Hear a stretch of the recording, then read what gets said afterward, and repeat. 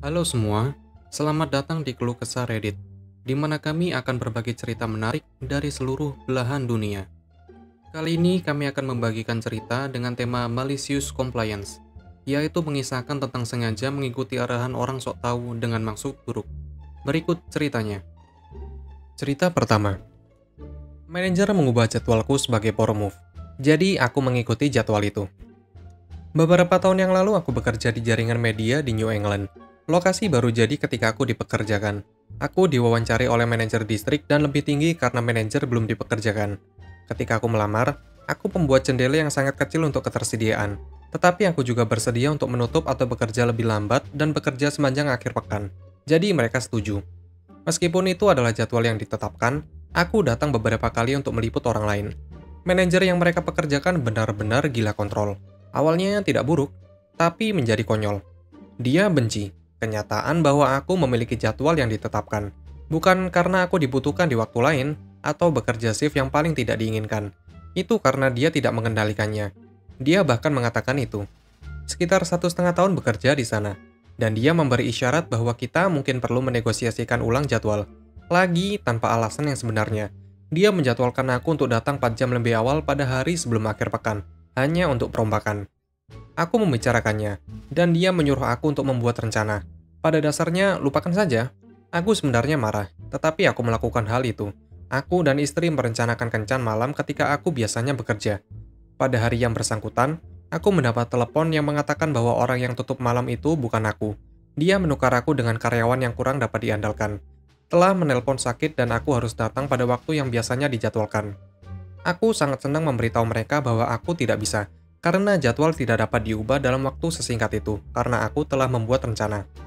Asisten manajer, yang sama pusingnya dengan manajer, harus memberitahu aku tentang perombakan itu. Harus melakukan shift terpisah dan membatalkan kencan, karena aku telah melakukan apa yang diperintahkan dan membuat rencana daripada emosi gak jelas. Cerita kedua. Kamu ingin catatan dokter untuk sakit sehari? Bagus, sekarang aku absen selama 2 minggu.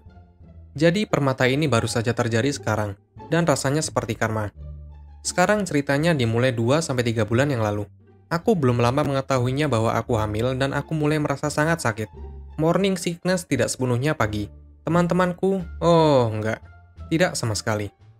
Aku tidak dapat bekerja selama beberapa minggu karena rekan kerja, yang sangat menyebalkan dan tidak terlalu relevan dengan cerita ini, akan mengirim aku pulang setiap kali aku terlihat pucat. Dia menjilat bos, jadi diberi izin untuk membuat keputusan ini. Akhirnya aku diperbolehkan bekerja dari rumah. Semuanya mulai membaik. Di samping politik kantor, aku bekerja dan meskipun kelelahan, aku bahagia. Sekarang perlu dicatat di sini. Aku disabilitas secara hukum. Aku memiliki kondisi kesehatan yang akan aku miliki selama sisa hidupku, sehingga NHS, berbasis di Inggris, memberi aku konsultan untuk memimpin perawatan antenatal. Jadi aku punya banyak jadwal temu. Aku tidak bisa menghindarinya. Itu untuk aku dan kesehatan bayi. Jadi 2 minggu yang lalu, jam 1:30 pagi, Sabtu pagi, aku mengalami pendarahan. Aku panik, pasangan pergi akhir pekan itu jadi aku sendirian. Aku menelpon tim perawatan. Itu bukan darah merah cerah, jadi mereka menyuruh aku untuk mengawasinya dan menelpon di pagi hari. Aku resus negatif, sehingga mereka ingin aku menjalani tes darah dan melihat apakah aku memerlukan suntikan. Aku tidak tidur. Aku terjaga sepanjang malam memastikan darah tidak menjadi merah cerah, atau jika perlu pergi ke ANI. Di pagi hari aku pergi dengan ibu, dan akhirnya mendapatkan suntikan. Mendengar detak jantung bayi. Aku senang tetapi secara emosional, aku hampir tidak bertahan. Senin bergulir. Aku mengirim bos email untuk memberitahu dia apa yang terjadi. Hanya untuk memberitahu dia bahwa aku bekerja, tetapi sejujurnya aku tidak sehat 100%. Itu adalah terminologi yang aku gunakan. Aku bekerja sepanjang hari, tidak mendengar sedikit pun darinya. Aku masuk pada hari berikutnya dan aku telah menyelesaikan semua pekerjaan sehari sebelumnya. Aku bekerja 2 hari seminggu dalam pekerjaan khusus ini. Jadi aku menelpon bos untuk menanyakan apa yang dia ingin aku lakukan, karena aku telah menyelesaikan semua tugas selama seminggu. Dia memberitahu aku bahwa dia tidak berpikir aku cocok untuk bekerja. Tidak menghentikan aku kemarin, tapi oke, dialah bosnya. Dia meminta aku untuk mendapatkan catatan dokter dari dokterku. Sekarang disinilah aku berpikir, karena di UK, kamu harus cuti 7 hari untuk mendapatkan surat sakit. Untuk 1 hari sepertinya berlebihan. Aku bilang oke dan meminta ke dokter. Dokter bilang, Dia tidak bisa memberikannya, tetapi bosku ngeyel meminta itu. Aku menyampaikan info ini dan minta klarifikasi lebih lanjut. Aku bekerja Senin depan tidak ada masalah, tapi bos bersikeras dia ingin catatan dokter. Jadi aku menelpon dokter. Aku menjelaskan apa yang telah terjadi dan apa yang bos inginkan. Dokter memutuskan bahwa dia memberi surat dokter selama 2 minggu kepada kantor, dan kemudian akan meninjau. Bos sangat menginginkan catatan dokter sehingga membuatnya masam. Sekarang aku sedang cuti sakit yang dibayar, dan dia bisa saja membiarkan aku bekerja, sesuai dengan permintaannya. Cerita ketiga. Kameranya dicuri? Oke, aku akan mengajukan laporan polisi. Aku melakukan pemasaran untuk kontraktor umum di Amerika. Sebagian besar dari pekerjaan mengharuskan aku untuk mengatur pemasangan kamera di lokasi kerja, terutama untuk tujuan pemasaran seperti selang waktu dan hal-hal seperti itu. Bos tinggal di dekat lokasi tempat aku menyiapkan kamera, dan menawarkan untuk mengirim kamera dalam perjalanan ke tempat kerja keesokan harinya. Hari berikutnya dia mengirimi aku pesan untuk mengonfirmasi di mana kamera diletakkan, dan juga memberitahu pengawas site, bosnya site. Super akan mengurus instalasi aktual yang melibatkan pengeboran ke dalam pos dan memasangnya. Hal-hal yang cukup sederhana.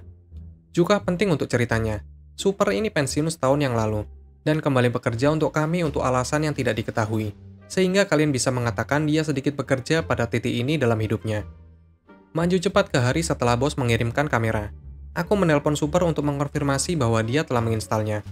Super mengatakan kepada aku bahwa dia tidak pernah melihat kamera di site, dan aku mengatakan kepadanya untuk memeriksa di mana bos mengatakan dia mengirimkan itu yang berada di bawah trailer dan diberi label di atasnya. Dia masih mengklaim kamera tidak bisa ditemukan, mengirim gambar di mana bos meninggalkannya, dan kemudian menunjukkan bahwa kamera mungkin telah dicuri. Aku pergi ke bos dan menjelaskan situasinya, dan kami berdua setuju bahwa ada sesuatu yang tidak beres. Kami memanggilnya untuk melihat apa yang dia katakan, dan dia masih berpegang pada ceritanya, bahwa itu dicuri tetapi terdengar agak ragu-ragu melalui telepon. Bos mengirimkan kamera sekitar jam setengah 8 pagi, dan supernya ada di lokasi kerja kantor sekitar jam 8 pagi. Bukan jam-jam utama untuk pencurian dan sangat kecil kemungkinan saat itu tidak diawasi. Prosedur standar ketika sesuatu dicuri dari lokasi kerja dalam mengajukan laporan polisi, dan semua itu. Aku juga menelpon penyedia kamera untuk melihat apakah ada cara untuk melacak GPS kamera. Sayangnya tidak ada, tetapi Super tidak perlu tahu ini. Aku dan bos setuju untuk membuat beberapa omong kosong yang indah dalam email untuk melihat apakah sesuatu terjadi. Kami mengatakan bahwa kami akan mengikuti prosedur standar dan mengajukan laporan polisi untuk kamera. Aku juga menyebutkan bahwa aku akan menelpon penyedia kamera agar mereka melacak kamera, sehingga kami bisa mendapatkannya kembali. Keesokan paginya, Super menelpon aku kembali, dan mengatakan bahwa dia menemukan kamera di semak-semak, di tepi lokasi kerja, dan menyalahkan salah satu subkontraktor karena memindahkannya. Dia mungkin ketakutan ketika dia membaca kata-kata pelacakan GPS, dan menutupi jejaknya. Aku pikir dia mencoba menjual kamera atau hanya tidak ingin memasangnya. Sejak itu, kamera telah dipasang setelah terus menanyakan Super masalah itu selama sekitar 1 bulan.